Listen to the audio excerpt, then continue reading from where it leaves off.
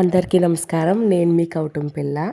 ఎప్పటినుంచో 7 శనివారాల వ్రతం స్టార్ట్ చేద్దాం అనుకుంటున్నా. ఫైనల్లీ అయితే స్టార్ట్ చేశాను. డే 1 మీరు ఇక్కడ అబ్జర్వ్ చేస్తే పిండి దీపం నేను ఒకటే పెట్టాను. అంటే వారానికి పెంచుకుంటూ అలా 7 వారాలుగా కాబట్టి 7 దీపాలు పెడదామని చెప్పి అనుకున్నాను.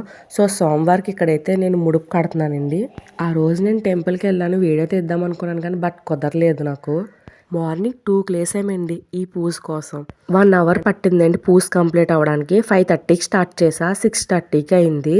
అండ్ మనం గోవిందనామాలు ఈ మంత్రాలు ఫాస్ట్గానే అయిపోయినాయి.